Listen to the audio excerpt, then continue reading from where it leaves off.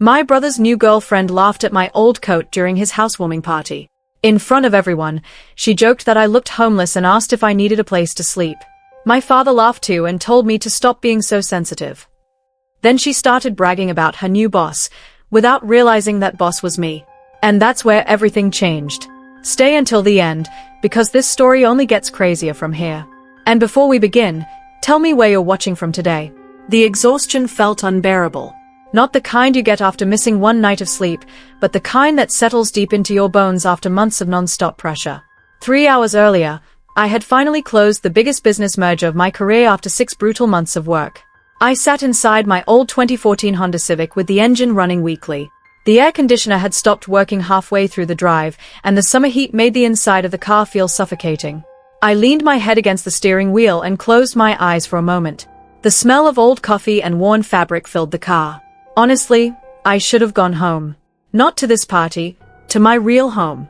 The luxury penthouse downtown that I barely had time to enjoy. I should have ordered expensive sushi, taken a hot shower, and slept for an entire day. But I couldn't. Tonight was my brother Jared's housewarming party. My phone buzzed. It was a text from my father. Everyone is already here. Try not to look like you just rolled out of bed. Jared has important friends coming. I stared at the message silently. Important friends. The irony almost made me laugh. I checked myself in the mirror. Dad wasn't completely wrong. I looked terrible. My hair was messy, my hoodie had a coffee stain on it, and dark circles sat heavily under my eyes. I looked exhausted because I was exhausted. But my family had always preferred seeing me this way, struggling, tired, less successful than Jared. Outside the windshield stood Jared's brand new house. Huge, expensive, and sitting proudly in one of those neighborhoods where every lawn looked perfect.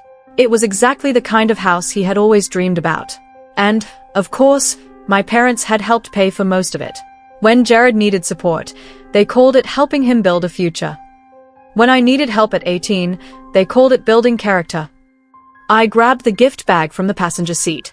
Inside was a set of handcrafted Japanese kitchen knives I had bought during a business trip to Tokyo. They cost more than my car. But I wrapped them simply in brown paper because I didn't care about showing off. As I stepped out of my Civic, I noticed the driveway full of luxury cars, BMWs, Audis, even a Tesla. My old Honda looked completely out of place. I took a deep breath and walked to the front door. All I had to do was survive a few hours. Smile. Congratulate Jared. Avoid arguing with Dad. Then leave. Easy enough. I rang the bell. The door opened almost immediately. But it wasn't Jared. It was his new girlfriend, Rachel. I recognized her from Instagram photos. Perfect blonde hair, expensive makeup, designer dress, champagne glass in hand. She looked polished in a way that almost didn't feel real. Her eyes slowly moved over me from head to toe. The old sneakers. The faded jeans. The stained hoodie. The tired face. She didn't smile. Instead, she turned toward the living room and shouted loudly, "Jared, I think the cleaning lady is here, but she's really early." Laughter exploded somewhere inside the house. And worst of all, I recognized my father's laugh immediately. Rachel smirked at me. "Deliveries go around the side entrance, sweetie. We don't want mud on the floor." I swallowed hard. "I'm not the cleaning lady," I said calmly. "I'm Vanessa, Jared's sister." Her eyebrows shot upward in fake shock. "Oh my God. You're the sister he told me about." She stepped aside just enough for me to squeeze past her. As I entered, she whispered loudly enough for me to hear, "Wow. I just assumed because of how you look." I tightened my grip on the gift bag. "It's been a long week," I replied. Rachel laughed softly. "I bet. My cousin works double shifts at a diner and always looks exhausted too." I ignored the insult and walked farther into the house. The place was huge. Marble floors. High ceilings. Expensive chandelier. Everything screamed money. A few seconds later, Jared walked over holding a beer. He looked perfect. Clean haircut, expensive clothes, confident smile. The golden child, exactly as always. "Vanessa," he said quickly, giving me a half hug before noticing my clothes. You came straight from work." "Yeah," I answered. "Happy housewarming." I handed him the gift bag. He opened it slightly and frowned. "Knives. They are handcrafted Japanese steel," I explained. "I bought them in Tokyo." Rachel interrupted immediately. "Wait, Are they second-hand? I stared at her. No. She laughed again. It's okay, Vanessa. We know money is tight. It's the thought that counts. I felt heat rise in my face. Those knives cost more than... Vanessa, my father interrupted sharply. Stop being defensive. I looked at him in disbelief. I'm literally just explaining the gift. Dad sipped his drink casually. Rachel is trying to be polite. Don't make things awkward. Jared stayed silent beside her. That hurt more than anything. The three of them walked away laughing together while I stood alone in the hallway feeling humiliated. For a moment, I considered leaving. I could walk out, drive home, and never talk to any of them again. But then I remembered something. Earlier that day, HR had sent me a report about new employees joining the company. One name suddenly flashed into my mind. Rachel Miller, Junior Account Executive. My employee. Rachel had absolutely no idea that the exhausted woman she mocked at the door was the CEO signing her paycheck. And suddenly, my exhaustion disappeared. A cold calm replaced it instead. They wanted to judge people based on appearances. They wanted to talk about success and status. Fine. They were about to learn the truth the hard way. I drove an old car because I would rather spend money hiring talented people for my company than wasting it on expensive things. I wore simple clothes because I was always too busy working to care about shopping. And honestly, I never cared much about appearances anyway. My family knew I worked in marketing, but they thought it was just some small freelance side hustle. They assumed I spent my days making cheap flyers for pizza shops and struggling to pay rent. At first, I never corrected them because I wanted to surprise everyone when I finally became successful. Later, I stopped correcting them because I realized they didn't care enough to ask questions. And eventually, it became a test. A test they failed every single time. I stood quietly in the corner of Jared's living room holding a glass of warm water because the kitchen was too crowded to get anything else. From across the room, I watched Rachel move from group to group like she owned the place. She smiled too hard, laughed too loudly, and asked people questions that clearly had one purpose, figuring out how much money they had. I watched her trap my Aunt Marge into a long conversation about her vacation house in Florida.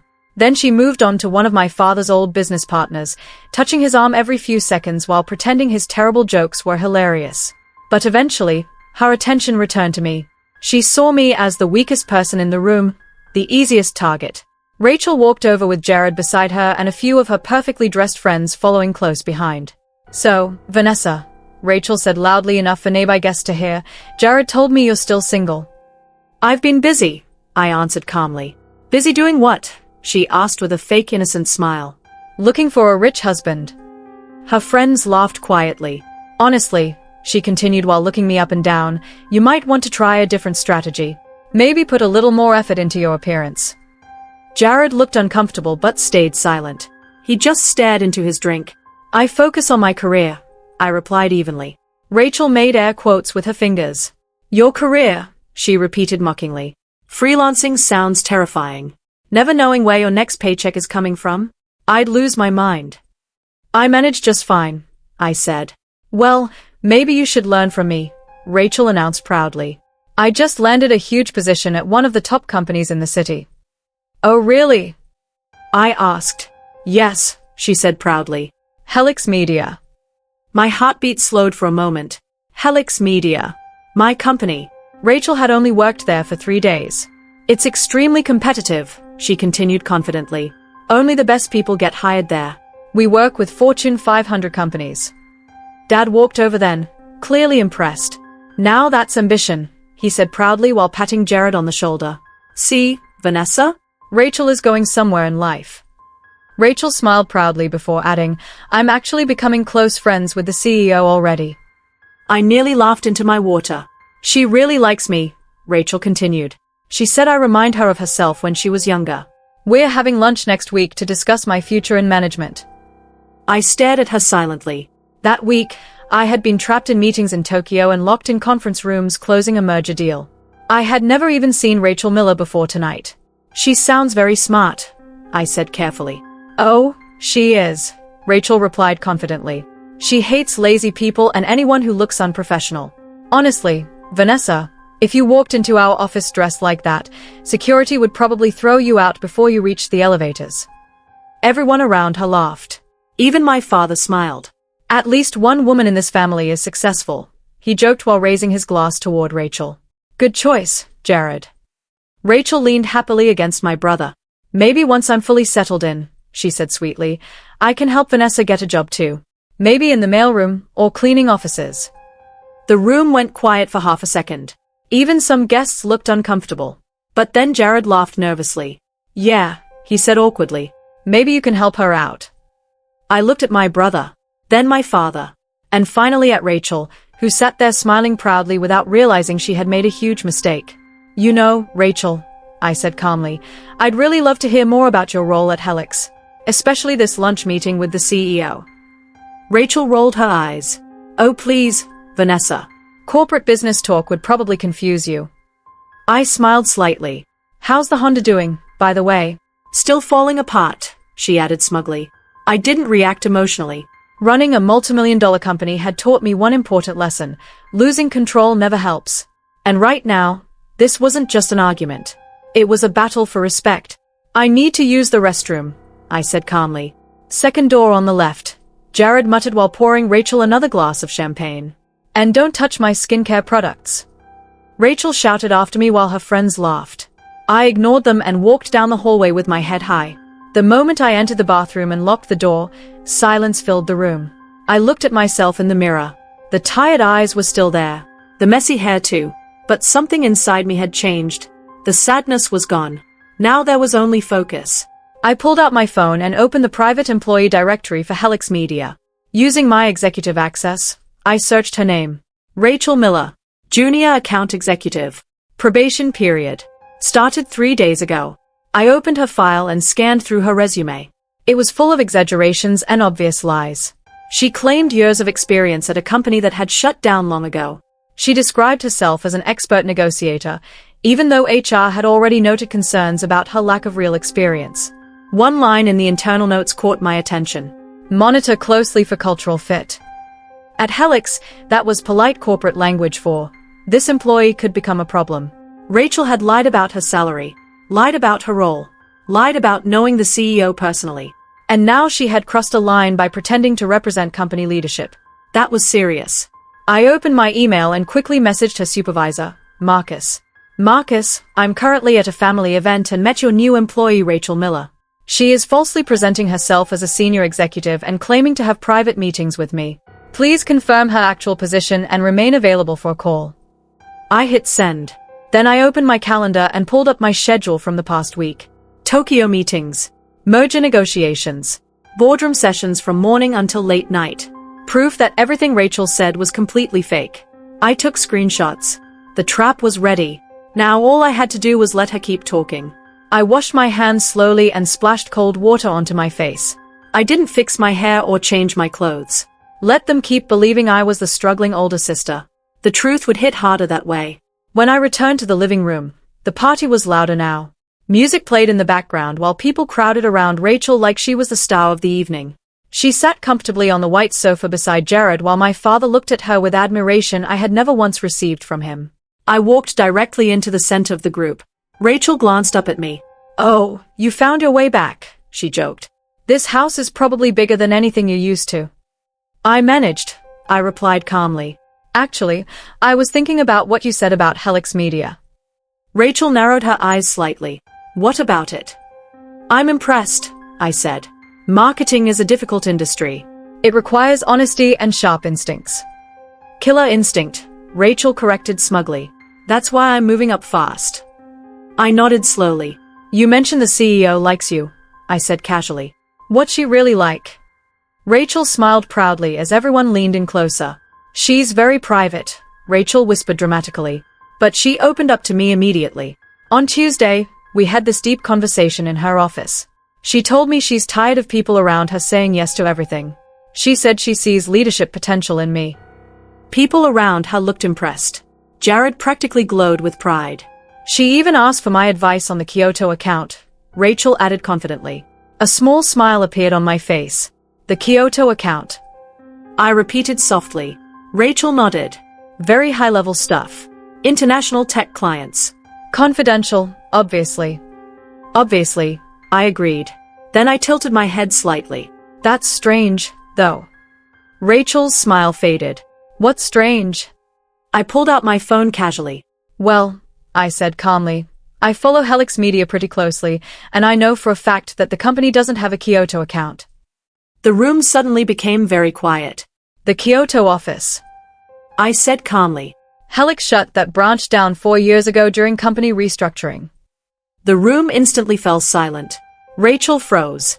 Her confident smile disappeared for the first time that night. What would you know about it? She snapped quickly, her face turning red. You probably read something online. I actually work there, Vanessa.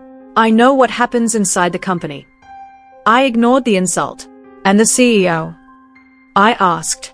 You said you met her in her office on Tuesday. Yes.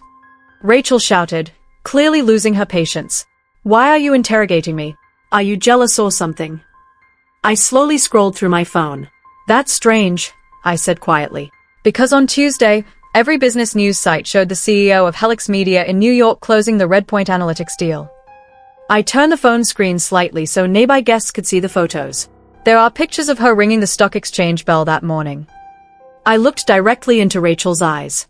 So I'm confused how she was also having a private lunch with you in her office at the exact same time. A nervous murmur spread through the room. Rachel quickly stood up, almost spilling her champagne. You don't know what you're talking about, she yelled. She flew back privately to meet senior staff. For lunch with a brand new employee. I asked softly. I am not a new employee. Rachel screamed. The polished corporate act completely disappeared. Now everyone could finally see the rude, angry bully underneath. She grabbed Jared's arm tightly.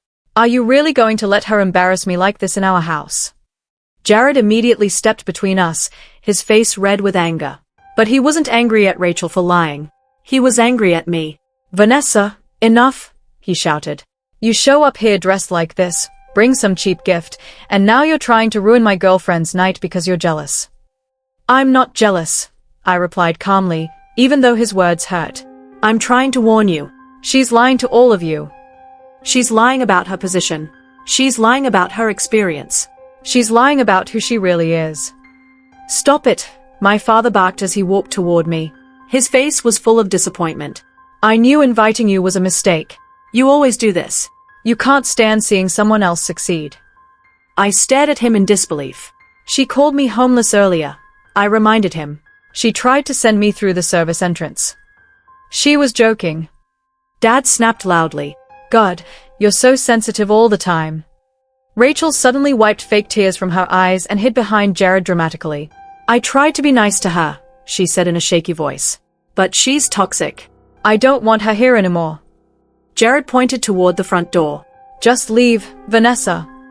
At that exact moment, my phone buzzed in my hand. It was a reply from Marcus. Vanessa, are you serious? Rachel Miller started Monday. She's entry-level sales on a 90-day probation period. She's already clocked out early twice this week. She absolutely is not authorized to speak on behalf of the company. What exactly is she saying? I slowly looked up from the message. At my brother. At my father. At Rachel. I'll leave, I said calmly. But before I do, I think we should make one quick phone call. No more games, Jared snapped. Just go. I ignored him and looked directly at Rachel. If you're really close friends with the CEO, I said clearly, then call her right now. Rachel's expression froze. Put her on speaker, I continued. Let's clear this up. The guests around us went completely quiet. Everyone was watching now. Rachel looked around nervously. I can't, she stammered. It's the weekend. She's busy. That's funny, I replied while stepping closer. Because a few minutes ago, you claimed she saw you as her future protégé. Rachel grabbed Jared's arm harder. She's bluffing, she yelled. She's crazy. I'm not bluffing, I said calmly. I turned my phone around so everyone could see the company directory on the screen. This is the live Helix employee system, I explained. Executive board, senior managers, department heads. Then I slowly scrolled downward. And down here, I said quietly, in the probationary employees section, is Rachel Miller. The room became dead silent. A few guests leaned closer to read the screen themselves. Rachel's face turned bright red. That's an old file, she shouted desperately. The system just hasn't updated yet. I got promoted yesterday. To executive level after 3 days. I asked calmly. That's not how corporations work, Rachel. Dad suddenly laughed harshly. Now you're pretending you work there too, he mocked. What are you, the janitor? I looked directly at him.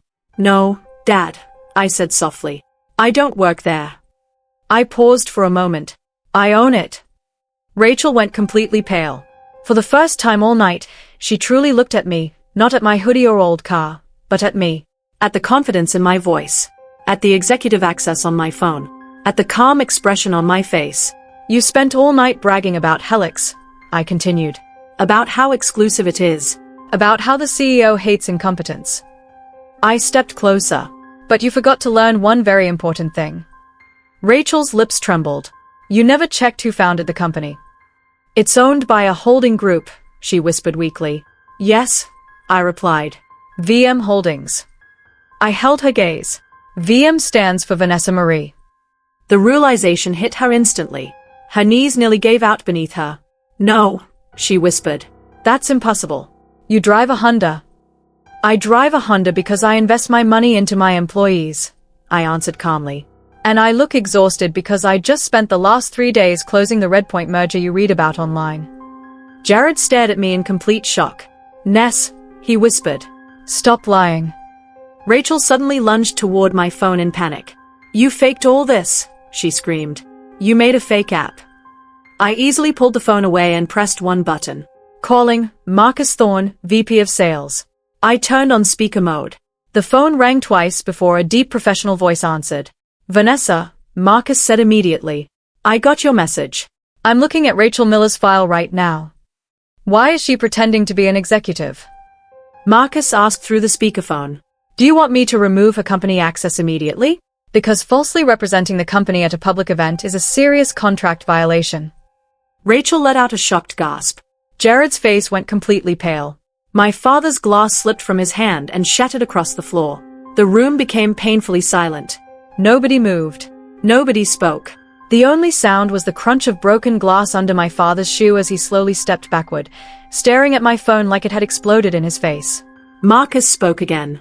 Vanessa, I need confirmation. Is Rachel causing problems? If necessary, I can have company security there in 20 minutes. I never looked away from Rachel. A few minutes earlier, she had been confident, smug, and laughing at me. Now she looked terrified.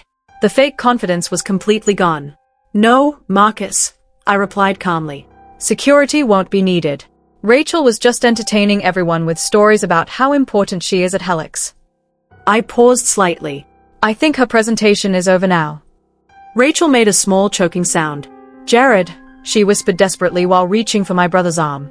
But Jared stepped away from her. For the first time all night, he looked confused and ashamed. The truth was finally sinking in. The poor struggling sister. The successful girlfriend. The lies. The reality. You lied to me, Jared said quietly, his voice shaking. You said you were a senior executive. You said you made 6 figures. Rachel burst into tears. I was going to eventually, she cried. I just exaggerated a little to impress your dad. Everyone does it. Jared stared at her in disbelief. You mocked my sister, he said angrily. You joked about making her a janitor at her own company. Rachel suddenly turned toward me, furious and desperate. How was I supposed to know? She screamed. You look broke. You drive an old car and dress like you have no money. You tricked me. I laughed softly, but there was no humor in it. I didn't trick you, Rachel, I said calmly. I simply existed. You looked at my clothes and decided I was worthless. You saw my car and assumed I was a failure. That says more about you than it does about me. I lifted the phone back toward my mouth. Marcus. I'm here, boss. Terminate Rachel Miller's employment immediately, I said firmly. Effective today. Mark it as misconduct and false representation of company authority. Marcus answered instantly. Understood. Her access will be removed immediately. Rachel panicked. No, she screamed while grabbing my arm. You can't fire me on a weekend. That's illegal. I'll sue you. I calmly pulled my arm away. You're still on probation, Rachel, I replied. And pretending to represent company leadership while publicly insulting the CEO is more than enough reason for termination. She looked around the room desperately for support. But nobody stepped in to help her. Even her friends avoided eye contact now. Finally, Rachel turned toward my father.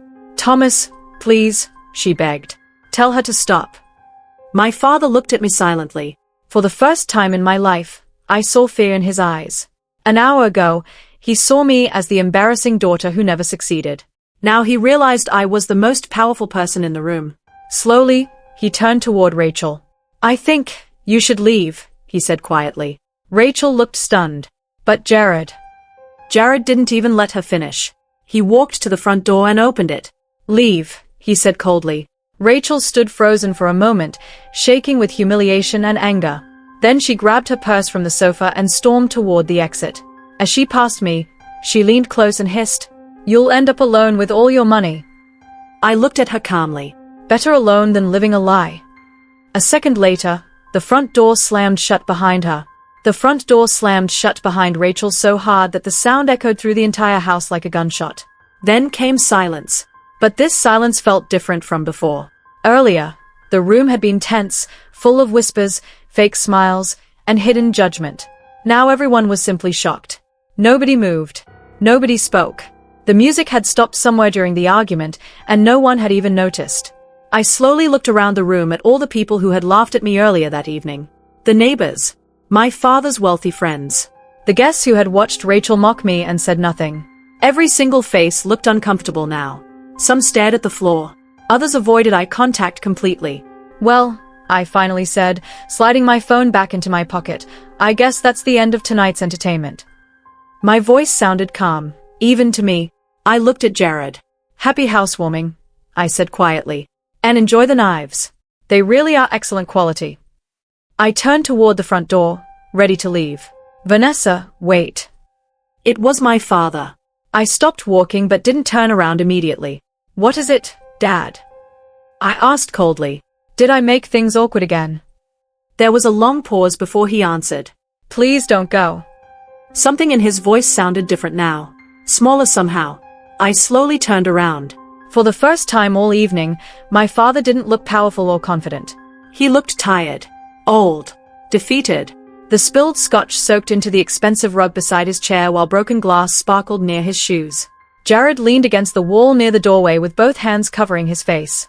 Around us, guests suddenly began grabbing their coats and purses. The tension in the room had become too personal, too uncomfortable. "Amazing party," someone mumbled awkwardly while rushing toward the exit. "Thanks for inviting us," another guest lied politely. Within minutes, everyone was gone. The giant house that had felt loud and crowded all evening suddenly felt empty and heavy. Only the three of us remained. Me, my father, my brother. I walked into the kitchen and poured myself a glass of water. For the first time all night, my hands weren't shaking anymore. The anger and adrenaline were fading, leaving behind something much worse. Sadness. Deep sadness. "How long?" Jared finally asked from across the room. His voice sounded broken. I looked at him. "How long what?" "How long have you owned the company?" he asked quietly. I leaned against the kitchen counter. "I founded Helix Media 10 years ago," I answered. "I started it in that tiny basement apartment everyone used to make fun of." Dad looked completely stunned. "But VM Holdings," he said slowly. "I saw that company in the news. They just bought Redpoint Analytics for millions." 6 to 5 million, I corrected gently. "And yes, that's my company too." Dad rubbed both hands across his face in disbelief. "Why?" he asked softly. "Why didn't you tell us any of this?" I stared at him for several seconds before answering. "I did tell you," I said quietly. "I told you I worked in marketing. I told you my business was doing well." I shook my head slowly. "You just never cared enough to ask questions." Neither of them spoke. "You assumed I was failing because I drove an old car," I continued. "You assumed I was struggling because I didn't wear designer clothes or brag about money." Dad looked embarrassed now. "We thought you needed help," he said weakly. "No," I replied sharply. "You liked believing I needed help." The words hit the room hard. "You loved being Jared's rescuers," I continued. "And you loved treating me like the example of what failure looks like." Jared looked down immediately. "Don't become like Vanessa," I said bitterly. "Working too hard and getting nowhere." "Ness," Jared whispered. "That's not fair." I looked directly at him. Isn't it? He stayed silent. You're 28 years old, Jared, I continued. Dad helped buy this house. Mom still pays half your bills. And tonight, you let a woman you barely know humiliate your own sister because you thought she had higher status than me.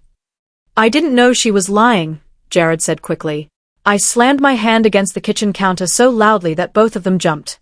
That's not the point, I shouted. The pain I had buried for years finally exploded out of me. Even if Rachel really had been some powerful executive and I really was broke, you still should have defended me. My voice cracked. You're my brother. The room went silent again. Hot tears burned behind my eyes, but I refused to let them fall. I kept my success private because I wanted to know something, I admitted quietly. Dad looked at me carefully. I wanted to know if you loved me for who I was, or only if I became successful. I swallowed hard. And tonight, I got my answer. Dad slowly stood up and walked toward me carefully, like he was afraid I would disappear if he moved too fast. Vanessa, he whispered.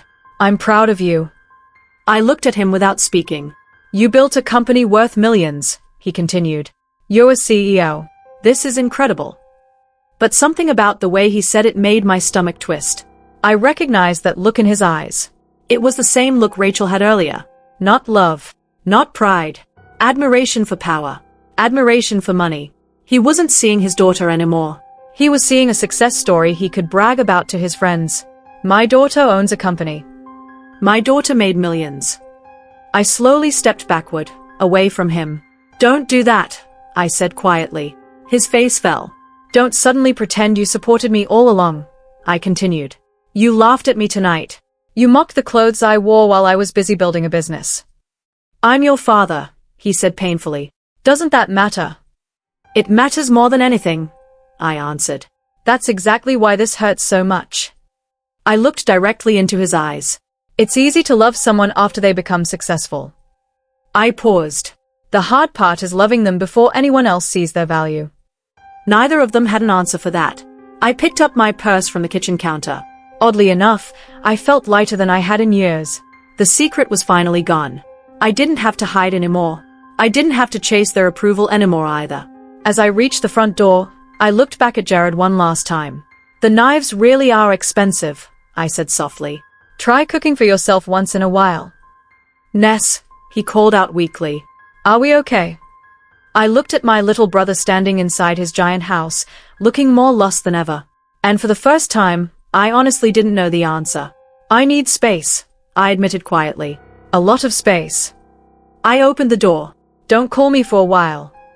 Then I walked outside into the cool night air. I passed the expensive cars lined up in the driveway and climbed into my old Honda Civic. The engine started with its usual rough rattle. It wasn't glamorous, but it belonged to me. As I drove away from the giant house glowing behind me, my phone buzzed again. It was a message from my real estate agent. The penthouse building beside yours just listed the top 2 floors for sale. Private elevator. Rooftop access. Interested. For the first time that entire night, I smiled a real smile. I quickly typed back. Schedule a viewing for Monday. I'll pay cash. I rolled down the car window and let the cold air rush through my hair as the city lights blurred past me. For years, people had treated me like I was invisible. Like I was the failure of the family. But not anymore. I wasn't just Vanessa the forgotten sister anymore. I was Vanessa, the woman who built her own empire from nothing.